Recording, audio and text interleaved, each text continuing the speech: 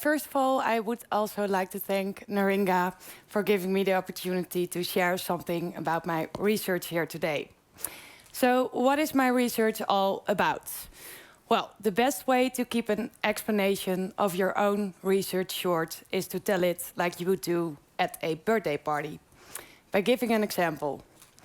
So, imagine you're going to the court. You claim 5,000 euros and the court allows your claim.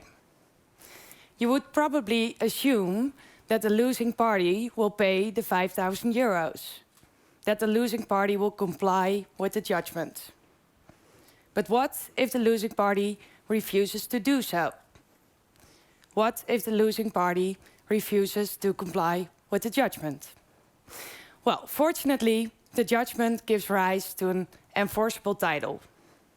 And fortunately, you can now call in the services of a bailiff. And that bailiff can use enforcement measures, such as the seizure of assets. But in order to seize assets, you must know where the assets are. So what if you cannot find out where those assets are? Now we have a problem. If you cannot find out where the assets are, no enforcement measures are possible. And no enforcement measures means no recovery. And no recovery means that you will be probably left empty-handed. So you won the proceedings, the judge ruled in your favor, and now you are facing a major disappointment. Because as we all know, action speaks louder than words. So, if enforcement of the judgment remains impossible, we are facing a breach of Article 6 of the European Convention on Human Rights. Because part of a fair trial is also to be considered the right to an effective enforcement. So what can we do about this problem?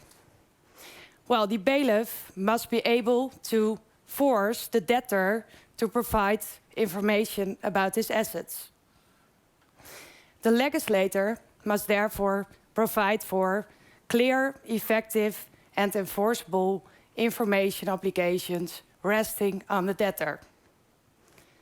Well, and in the Netherlands, there is still room for a lot of improvement, I would say. So that is what my research is all about. What will I do today? I will share with you a more complex case that's based on a real one, and that will further illustrate the topic of my research, but will also fit the theme of this conference, the digital assets revolution. So, let's say Jan Cheese, a Dutch citizen. He is fascinated about cryptocurrencies, and he decides to open an account on a Dutch crypto platform known under the name Flying Dutch Crypto. On this account, he can buy, sell, and trade cryptocurrencies.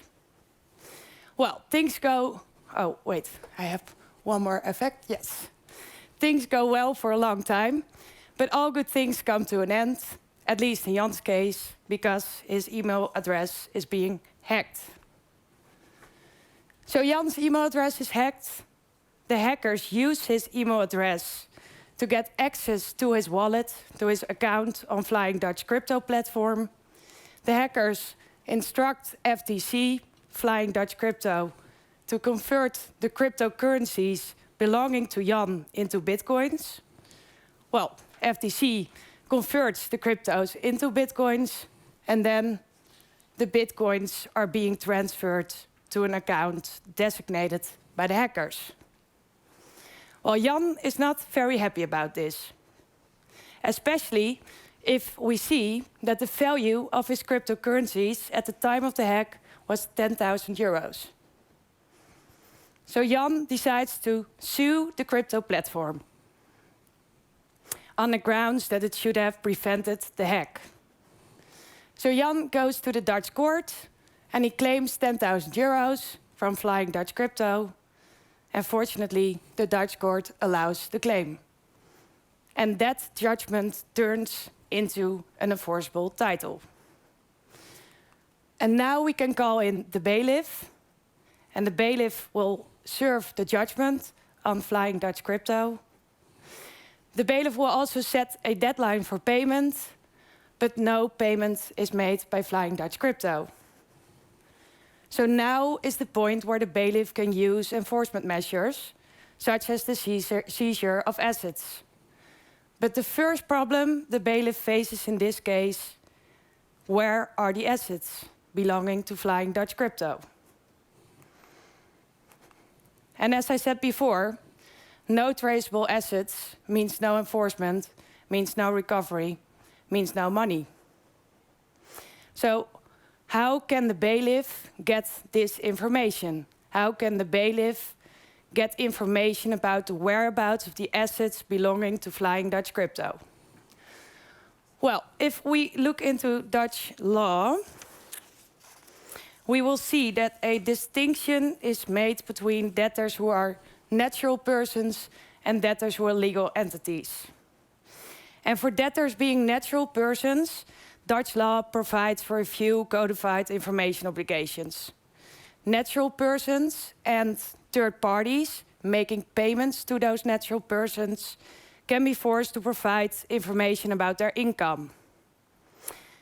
But these obligations aim to protect the interests of the natural person. They facilitate the establishment of the so-called seizure-exempt threshold. And that means that a part of the income will always remain seizure-free, so that the debtor can still make a living, even though there are some debts, even though enforcement measures have been taken.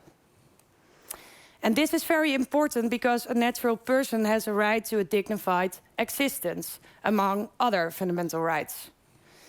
And the bailiff can ask that information from the natural persons and third parties in order to ensure the seizure-free threshold and in order to protect the fundamental rights of the debtor, the natural person debtor. But what about the interests of the creditor?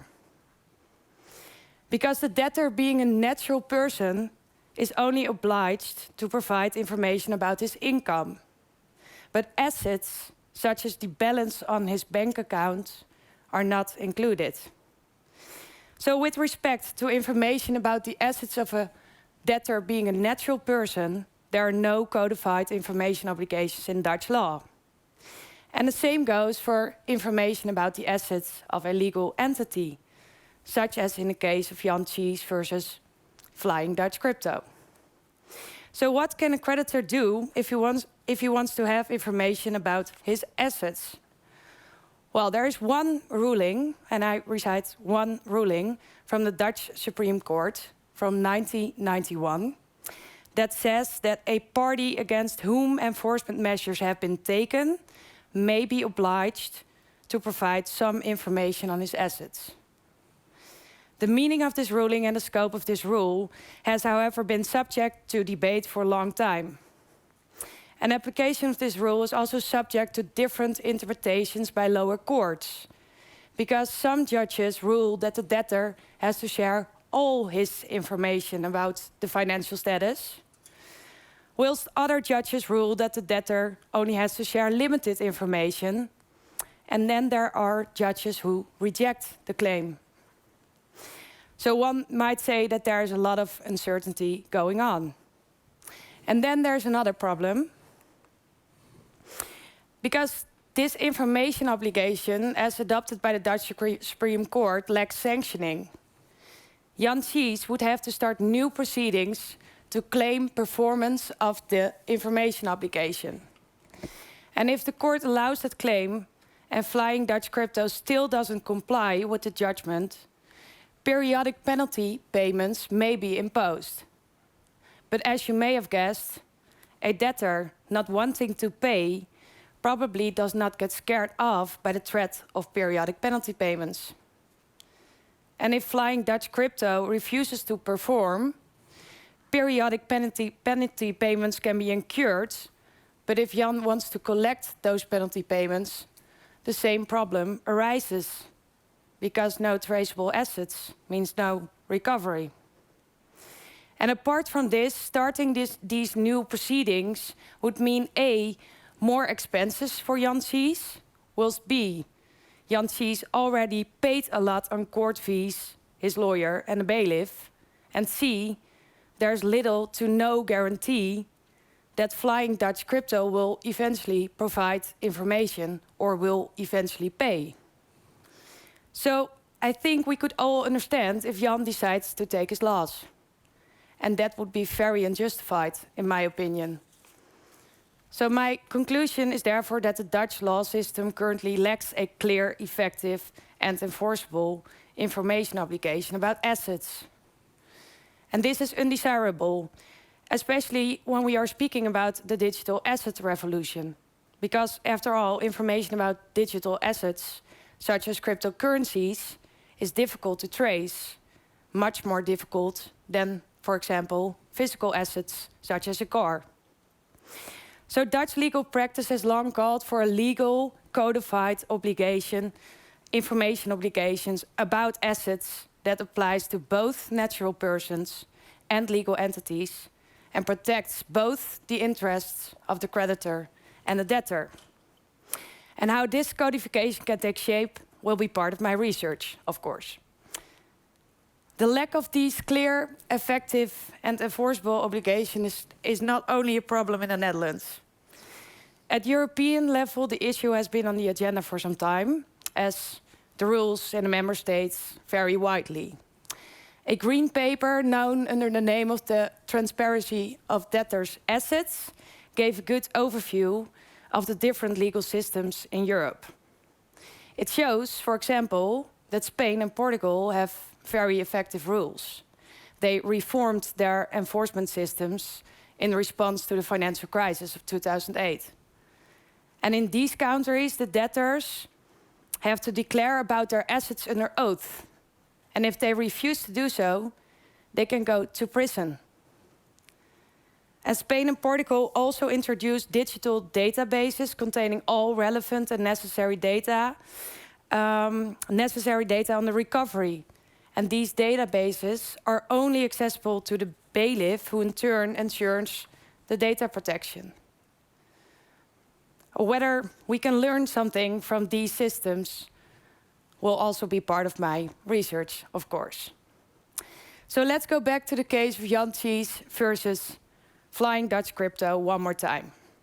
Let's say that the bailiff hired a detective specializing in asset tracing. And that detective found some assets after all. And let's assume that all the assets belonging to Flying Dutch Crypto are bitcoins held in non-custodial wallets. Well, the bailiff is happy about this because the bailiff can now seize some assets. But how can you seize those bitcoins? Well, the prevailing view in the Netherlands is that you can actually seize bitcoins, but you will have to gain access to the private key, to the wallet. And cracking a safe is something a bailiff can easily do, but cracking the code of a private key is a lot harder. So we could say that the cooperation of the owner of the wallet is necessary. So the cooperation of Flying Dutch Crypto would be necessary. But what if Flying Dutch Crypto refuses to do so? And we are not talking about the question, where are the assets, but about the question, how to get access to those assets. So how can Flying Dutch Crypto be forced to give the bailiff information about how to get access to the wallet? Well, for this scenario, there is no regulation yet. But Dutch legal scholars have suggested that the obligation to provide information about the whereabouts of the assets, as adopted by the Dutch Supreme Court, could be extended to this scenario. So sharing information about assets, about the whereabouts of the assets, would include sharing information about gaining access to those assets. And of course, further research needs to be done. But I believe that also for this second problem, the codification of a clear, effective and enforceable obligation to provide information in Dutch procedural law would be very helpful. So this is it, a brief look into my research. I have done so far. And oh wait, this is just thing I have told before. These are my main takeaways on the slide. One, clear, effective, and enforceable information obligations are currently missing. Wait, yes. And that is highly undesirable, especially when we are speaking about the digital asset revolution. Perhaps European developments and legal systems such as Spain and Portugal could provide for inspiration for new legislation in the Netherlands. And the codification of clear, effective, and enforceable obligations could also be helpful when we are facing the problem of how to get access to, for example, digital wallets. So that's it. And if you have like anything to tell me about how this works in your country, please address me at this conference or send me an email at this email address. Thank you for your attention. And I am going to talk about the Lithuanian property law and digital assets. And before I start my presentation, I just want to say that I have a stutter. So if I will stutter, so don't be scared. So firstly, let me start with the development of digital assets, how it came into existence, and how the understanding of it has changed. So the rise of digital assets is usually associated with the rise of internet, but in general, the understanding what a digital thing can have a certain voluntary worth only happened somewhere in 2002, when it was discovered what a virtual game the players were selling their game accounts on secondary markets.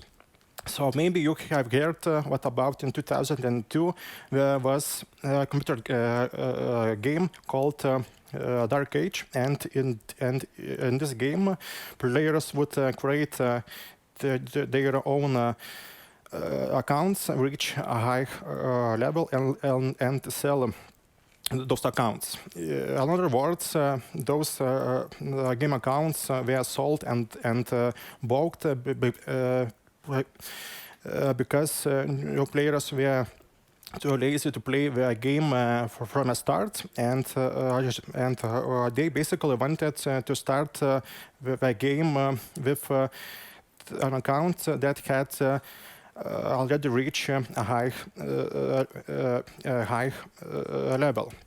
And at that time, the price for those accounts was around $20. And this situation that a particular digital thing can have a certain monetary worth, which happened at more than 20 years ago, but over the past 20 years, the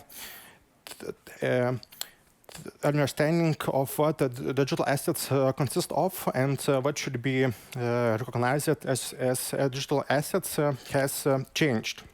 And today, digital assets are no longer associated with virtual games, but digital assets are now considered to include many digital things. So, for example, domain name, digital art, crypto, and so on. However, today we still don't have any universal definition of what should be recognized and considered as digital assets. In general, today, every scholar who analyzes digital assets comes up with his own definition of what he understands digital assets to be and what things he considers as digital assets. But despite this, it is generally agreed in legal doctrine that a digital asset should be considered as a computer code which can be expressed in a smart device, software, and database. So basically, every digital thing which is considered as a digital asset is computer codes. However, it should be noted that not all computer codes can be considered as digital assets. For a particular digital thing to be considered as a digital assets, a computer code must meet three criteria. And this criteria were developed by Professor Firewald in 2005, and since then this criteria have become the de facto standard that a particular digital thing must meet to be considered as digital assets. So first of all, to qualify a digital thing as a digital asset, this digital thing must be competing. It means that if I use a particular digital thing, no one else can use the same digital thing. So for example, once a specific domain name is recorded, so no one else can have a domain name under the same name. So this feature is also present in relations to material things. So for example, a particular pair of shoes can only be worn by one person at that time. So if a particular digital thing is not competing, then it cannot be considered as a digital asset. Next feature is what the digital thing must be persistent.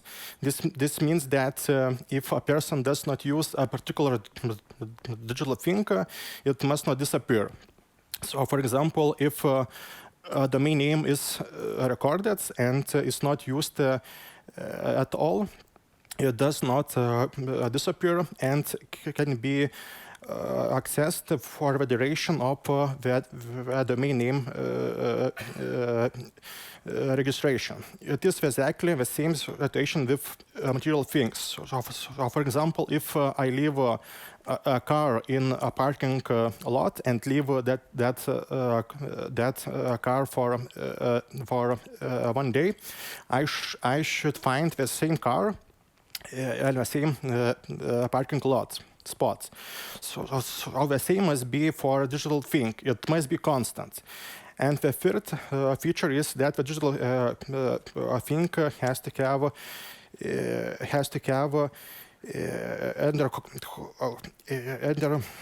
connectivity. This means that it must be possible to interact with a digital thing. For example, for domain names, this feature consists of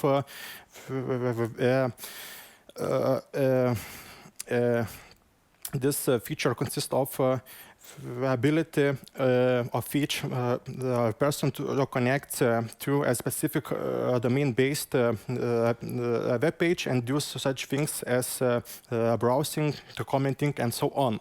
So when a specific computer code meets this three criteria, it can be considered as digital assets. And also, today, a very large number of digital things meets these three criteria. And today, most of the people has a very huge number of digital assets, and most of the people consider digital assets to be just as much property as any tangible things they own, because most of digital things today perform exactly the same function as their counterparts in a material world. And accordingly, this raises a legal question of whether digital assets can qualify as an object of property law under the current legal framework, or whether a new legal framework needs to be created for digital assets to qualify as an object of property law. And there are several different legal positions to this question. Some of them are saying that digital assets require a separate and specific legal framework to be considered as property, but meanwhile, some says that there is no need to create a separate legal framework for digital assets, as digital assets can be classified as intangible assets and qualify as an object of property law under the current legal framework. And there is advantages and disadvantages to both positions. As regards the creation of a separate legal framework, the main advantage would be that the entire legal framework for digital assets could be created from scratch. And this would take into account the unique characteristics of the digital assets and would allow to address different legal challenges that the digital assets currently face. However, the main drawback of this position is that creating a separate and specific legal framework for digital assets would run in a high risk of being incomplete and could lead to all kinds of problems. So, for example, in the interpretation and an application of provisions of a new legislation. Also, as I said, the second position is that the digital assets can be classified as intangible assets and qualified as property law objects. The main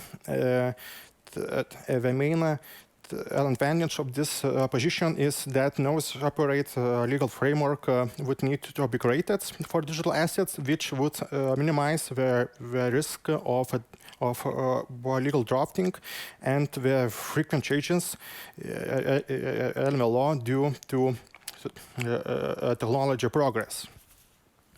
However, the main drawback of this position is that the legal system of property law in a given country may not meet the specific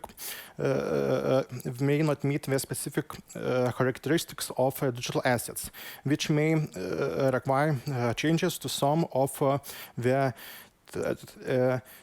existing legal systems of property law.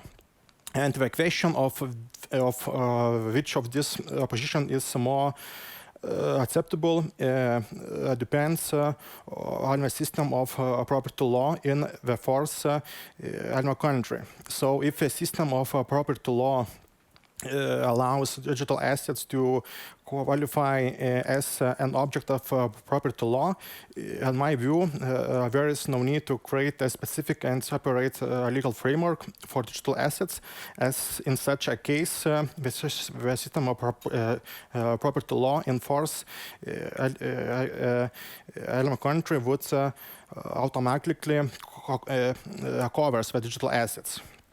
And as for Lithuania in particular, the Lithuanian property legal system, in my view, is modern and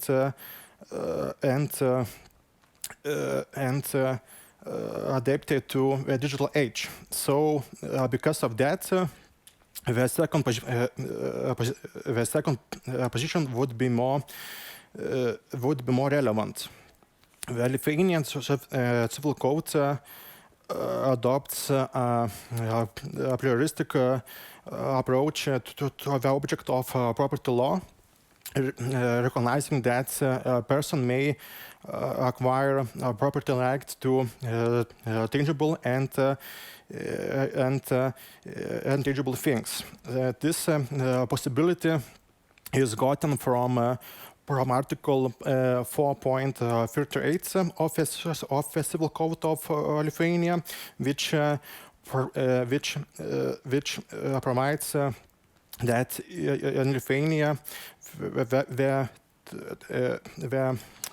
an object of property law may be considered as a material thing or another assets. In order for a specific object to be classified as other assets and to be considered as an object of property law, it must meet four criteria. So firstly, the thing must be tangible. Secondly, it must have monetary worth. Thirdly, it must be definable, and the last, it must be capable of being appropriated. In my view, digital assets meets all these criteria, and the Lithuanian property law system therefore allows for the qualification of digital assets as object of property law. So firstly, the digital assets, as I said, are the computer codes. So they can only exist in virtual form. Second, digital assets have a monetary worth. So, for example, digital assets such cryptocurrencies, domain name, have a clear monetary worth. Thirdly, the digital assets can be clearly defined, and particular digital assets can be separated. Today, modern digital technologies so makes it possible to offer a wide range of digital tools to help define digital assets in virtual space. So, for example, the metadata of digital things so makes it possible to distinct between digital things. And the last one, the digital assets can be attributed to a personal power. The attribution of digital assets to a personal authority depends on a specific thing of digital assets. So for example, cryptocurrency are attributed to a person by blockchain by a blockchain technology. So, in my view, the digital assets meets all of these criteria that I have listed, and therefore the digital assets can be classified as other assets under the Lithuanian civil codes, and it can be considered as possible to acquire property rights of digital assets under the Lithuanian civil law. And to summarize, I think that there is no need for a new regulation to Lithuania to qualify digital assets as an object of property law, as the current system of property law in Lithuania is sufficient and allows digital assets to be considered as an object of property law. So thank you very much. My name is Evelina Kvederavičiūtė, and today I will present our research on central bank digital currencies, where I work together with Professor Alfreda Šapkauskienė, and we have identified the main research streams in this emerging subfield in economic research. So short plan of my presentation. So in the beginning, I will talk about what is central bank digital currencies and the triggers which enable the projects in this area. And later I will present the main results of our research, the descriptive analysis part, evaluative analysis part, and of course conclusions in the end. So in our paper we have investigate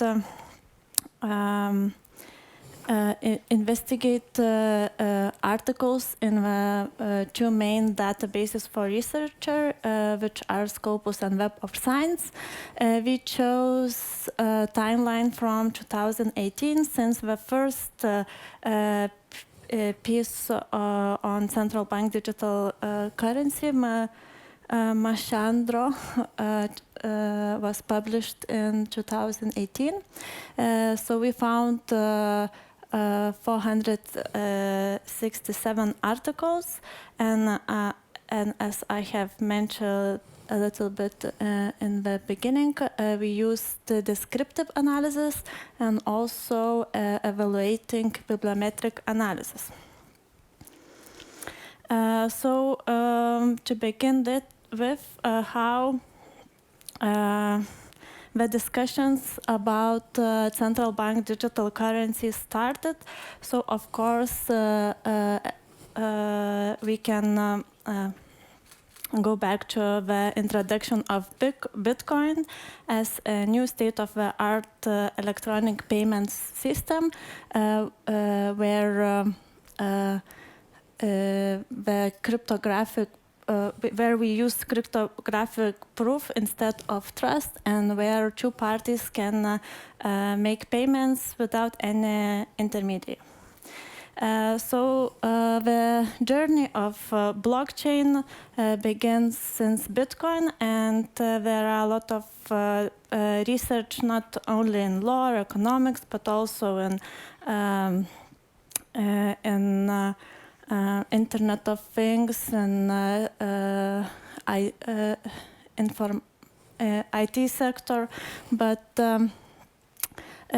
when we look into law and economics, for a long time, cryptocurrencies and all crypto activities were not didn't catch regulators' attention. But one event changed the approach, and it was the introduction of Libra, later called Diem, by Facebook in 2019. And with this case, and also other companies, big tech companies entering the financial services, we have witnessed the switch from too small to care for regulators to too big to ignore. And now we, as we have here today, now we have MiCA and all attempts to regulate crypto assets activities, but also central banks also begin to look into how they can use this blockchain technology. And it sounds quite ironical, because once invented as a promise to eliminate central banks and financial intermediaries, the cryptocurrencies provoked an opposite response. And now we can see that there are more than 150 projects which is ongoing or were started in different countries. And one of the latest is Digital Euro project, which is in the first stages have been finished, like research stage, and now the discussions is ongoing, but probably there is a possibility that we will see the digital euro. So in 2023, June, European Commission published its single currency package, and I chose a quote from Fabio Panetta, member of the ECB Executive Board, where he states that the possibility to have this complement to our traditional cash system could be the one of the most important innovation since the euro banknotes. So this is these are the reasons why this topic was interesting for us, and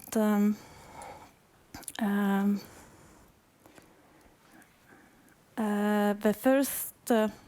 The primary review showed also that it's time to look into this topic, because the peak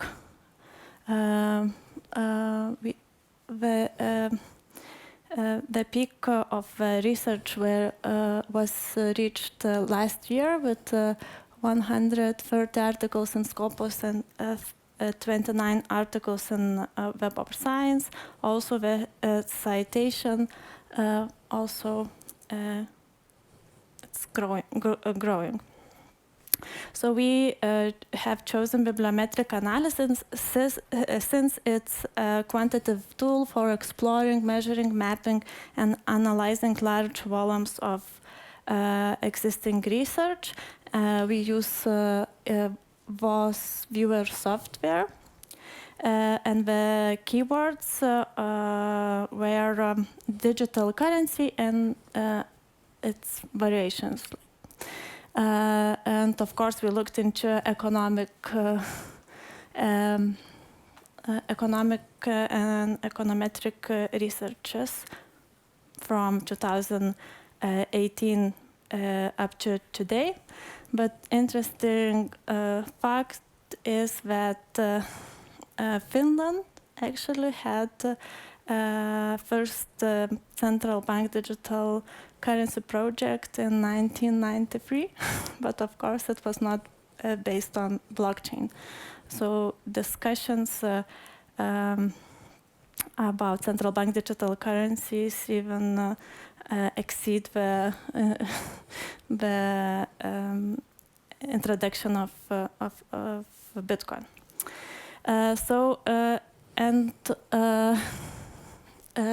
It's sad, but we were not the first one to do such analysis. And the first bibliometric analysis was done in 2021. But what is new with our results? The first one conclude their research with that CBDC is possible. The final goal for CBDC would be to create a global common currency, but our research showed that the research curiosity is lies in very different topics beyond payments and monetary policy, and include such topics as financial inclusion, literacy, investments, and privacy. So for the first part of our analysis, descriptive analysis, during this part we identified the most active journals in the field. We also identify the most active countries, which is United States, China, and United Kingdom.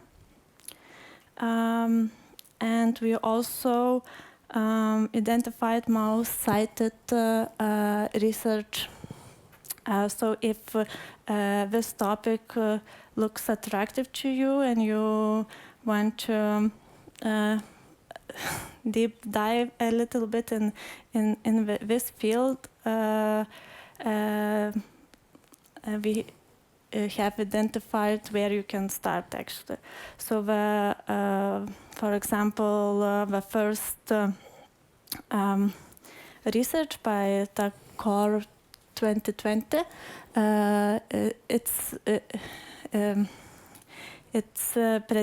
predicted that cryptocurrencies will grow in popularity and will be used for settlement, but they predict that central bank digital currencies won't be then decentralized, rather they will remain centralized.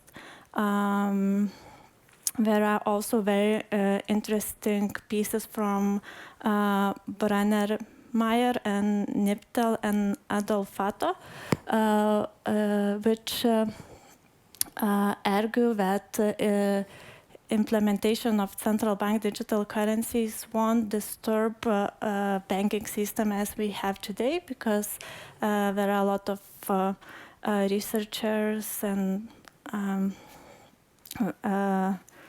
who say that the introduction of these private money and switch from public money to private money would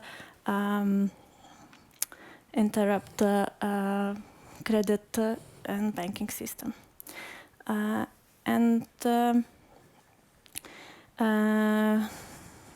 Coming back to the keyword analysis, so we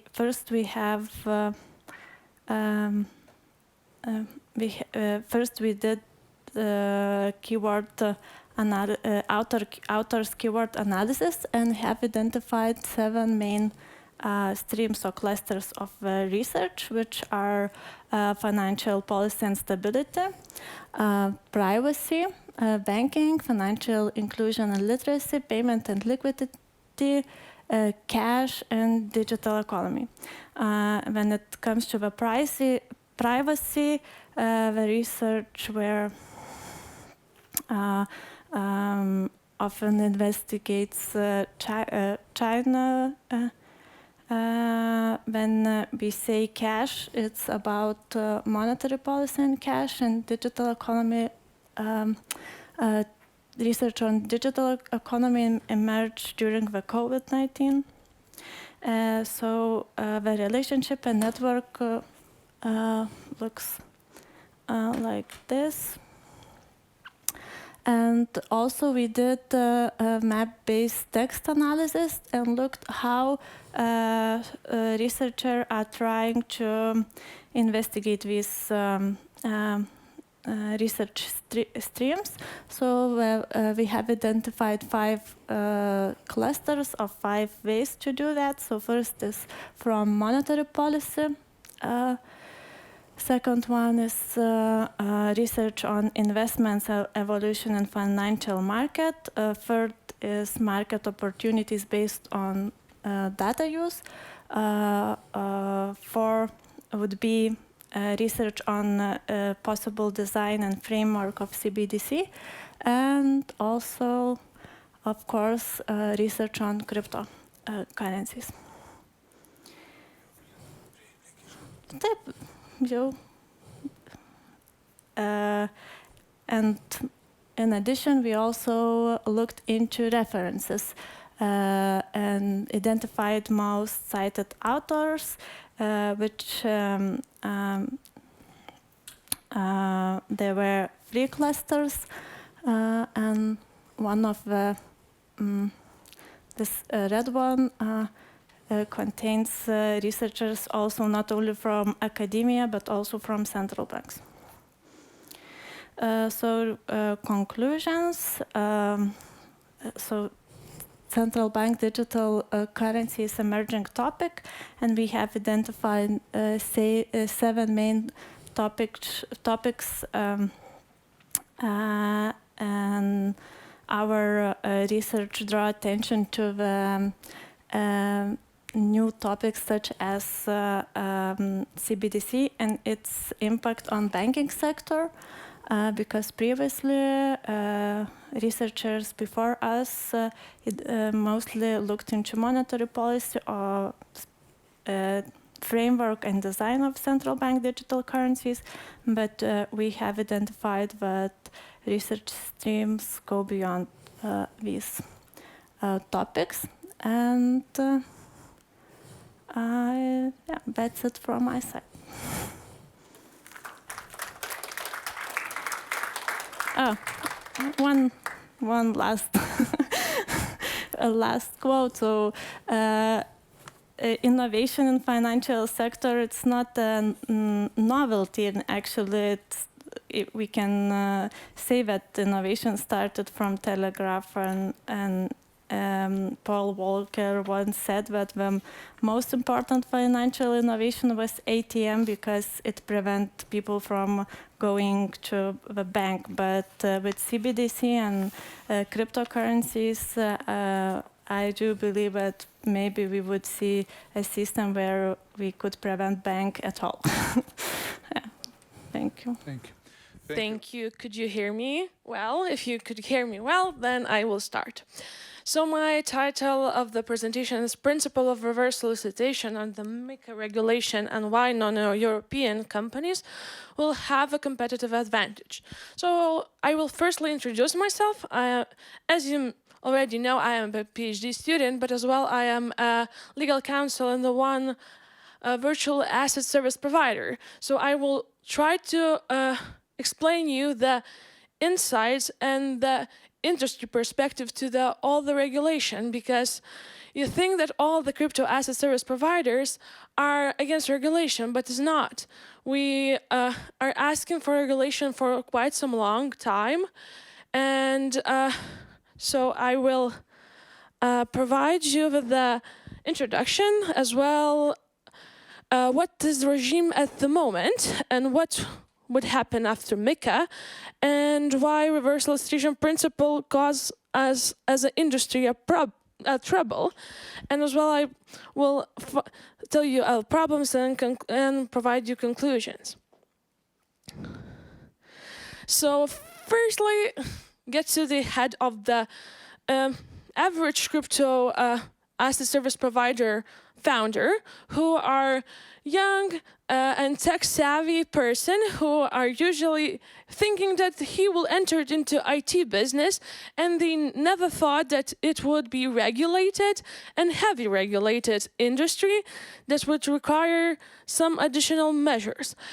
So at the moment, the regime is under 5th IML directive, which considers crypto assets, virtual asset service providers as other obligated entities, which means that we have to KYC our clients to know if they are not sanctioned persons, or they know they are not fraudsters, they are legitimate people, as well to monitor their activity, do reporting for the suspicious transactions and suspicious activity, and as well, every different country has their own regime, which kind of cause a lot of problems. And the chart you see the most licensed or authorized institutions in Europe. So in the late 2018, Estonia was the jurisdiction where you go to establish your company, whereas there was lax of requirements, there was easy, breezy, and you just can write that you are authorized in Estonia. And then Estonia saw that not a lot of great people come and register VASPs, and then all the VASPs moved to Lithuania, and today I checked how many authorized institutions there are. At the moment, it's 506 institutions. And then when Lithuania last year imposed additional measures that was kind of lax, the capital requirement, the officer, which is the resident of Lithuania, the number decreased for the short time, and then we now see the boom. Like every day, like 4 or 5 crypto companies are establishing here in Lithuania, and we see the transition to the Poland, and the Poland is now is the go-to jurisdiction, and now we are in the transitional period, because MiCA will be applicable in 2024, at the end of 2024, and we have a lot of regulation to review, because MiCA is like 500 pages text, as well as ESMA and EIBA guidelines, as well all the regulatory requirements, and until this Friday we don't know who the regulator for VASPs and CASPs will be, and thanks God now we know that this is the Central Bank of Lithuania. But we have a license regime, but there was a way to avoid licensing regime by the principle of reverse solicitations. So basically, you don't have to register in every country of EU to provide services. You just have to not solicit the clients. What it means that you can provide the general information to the person, but you don't solicit them. You don't give them incentive to open the crypto account, buy the crypto, make a payment in crypto, or etc. And this comes from MiFID II directive, and Article 56 of Treaty of Function of European Union, which established a fundamental principle of the EU, which prohibits restriction of provision of services. And because MiCA in some kinds resembles MiFID II and EMI in relation on the electronic money institutions, the reverse solicitation principle transferred it as well to MiCA. So, and there's some kind of problems with this this reverse solicitation principle, which under MiFID was a little bit how to say, not shorter, but it was more direct. But now, the Article 61 of MiCA says that a client established or situated in the European Union at its own exclusive initiative could ask for the services for the third country firm, including any person behind of the such entity, which basically not solicits clients or do not advertise to the industry. And this article poses a lot of questions because there's vague definitions, especially what is the own exclusive initiative. Neither MiCA, neither MiFID II provide specific interpretation, and there's no case law at the moment, but this principle is usually is mostly applied in the crypto industry as well.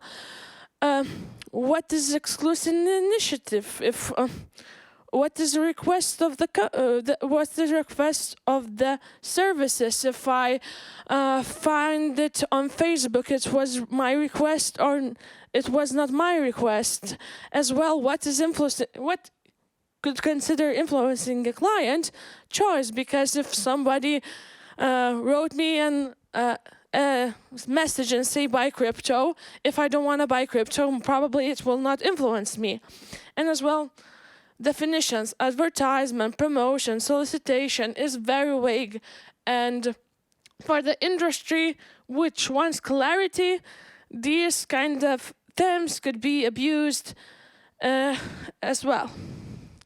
And as well, recently, ESMA's second consultation paper on MiCA was released, and they wrote that the offer of the public of crypto asset does not constitute an offer of solicitation or to purchase financial instruments, that any offer of solicitation can be made only by means of prospectus or other documents. So basically, they want some kind of document that you will provide to the client, just in order, if you have to provide the client the document to breach the reverse solicitation principle. But if you just state that we provide the services, doesn't mean that it means that the company does not breach reverse solicitation principle. And the problems that this MiCA article poses. So go to your basic Google search with any EU domain and write buy Bitcoin, and then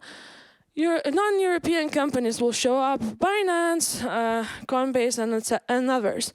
And that is that you don't have to solicit clients. You basically need to optimize your search by using SEO, just to appear in the first one, and does not consider solicitation. Secondly, if the companies are providing services from the third countries, they don't have to. They can provide the crypto assets that are prohibited in Europe as well. This raises a consumer protection question that is MiCA key to. As well, it creates very big disadvantage to the companies that don't offer these services, and especially what I'm implying to, these non-European third-party firms usually provides such coins like Monero with totally anonymized, that is prohibited by the European regulations. And as well, the CAS will go to authorization process, has to have staff, blockchain analytic tools, as well. They will take all the cost and compete from the same clients and the same client bases.